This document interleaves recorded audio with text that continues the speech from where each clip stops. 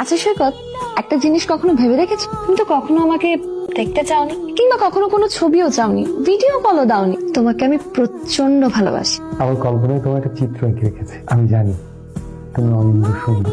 তোমার এসব কথার জন্যই আমি তোমার প্রেমে পড়ে যাই। চলো কক্সবাজার যাই। আমি কিন্তু সত্যি সত্যি চলে আসবো। তোমাকে আমি সময় মতো প্ল্যানটা জানিয়ে দেবো।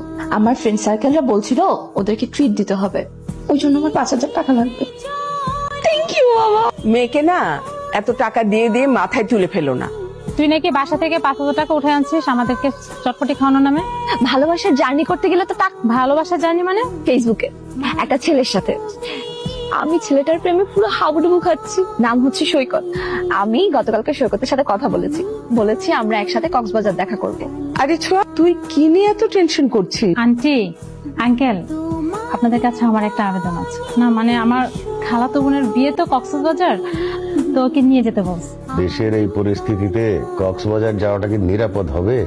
বাবা মা অনুমতি না দিলে তো আমি ঘর থেকেই বেরোবো না। কিসের কক্সবাজার? তুই না গেলে হবে না, সবাই আমাকে বলবে। প্লিজ আঙ্কেল, আন্টি, প্লিজ আমার আবেদনটা মনোযোগ করুন। ঠিক আছে। আমি না অনেক এক্সাইটেড জানি, ওর সাথে দেখা করার জন্য এত কিছু করলাম। তুই না থাকলে প্ল্যানটা সাকসেসই হতো না। চলে আসছো? আচ্ছা আচ্ছা ঠিক আছে, একটু ওয়েট করো, আমি আসছি। বেশিক্ষণ না, 5-7 মিনিট। আমি তোমাকে নিয়ে যতটা ভেবেছিলাম তুমি তার চাইতে অনেক বেশি সুন্দর। তুমি যতটা সুন্দর বলছো ততটা সুন্দর আমি নই।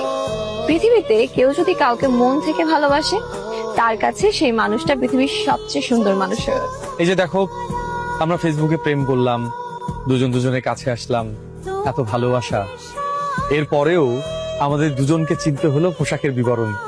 ট্রেন দিয়ে আসতে আসতে তোমাকে নিয়ে কত কিছু যে ভেবেছি। তোমাকে কখন দেখবো, কিভাবে দেখবো, কি কথা বলবো, সবকিছু মিলিয়ে না একদম তালগোল পাকিয়ে যাচ্ছিল। একে বলে ভালোবাসা, একেই বলে মায়া। কাছাকাছি গিয়ে কি বুঝলাম, মানুষটা আমার প্রত্যাশা থেকেও অনেক বেশি ভালো। তুই বিশ্বাস করবি না রে, ও এত ভালো একজন মানুষ। তাই বুঝি? শোন, এটাকে বলে বন্ধু ভাগ্য। আসলে কি জানিস, সবার জীবনে ভালো বন্ধু বা ভালো স্বামী জুটে। আমি তোর বান্ধবী হিসেবে অনেক খুশি যে তুই তোর মনের মতো একজন ভালো বন্ধু পেয়েছিস। এত চিন্তা করিস না, তুইও খুব ভালো একজন স্বামী পাবি। তোর মামা যে ছেলেটার সাথে তোর বিয়ে ঠিক করেছে, মানে তোর হবু স্বামী আর কি, উনিও দেখবি খুব ভালো মানুষ হবে। আমারও ছবি দেখে তাই মনে হলো। ও আচ্ছা, ভুল ঠিকানায় চলে আসলাম। না না, আপনি ঠিক জায়গায় আসছেন। সোয়া ভিতরে আছে, আমি ওর বান্ধবী নিলাম।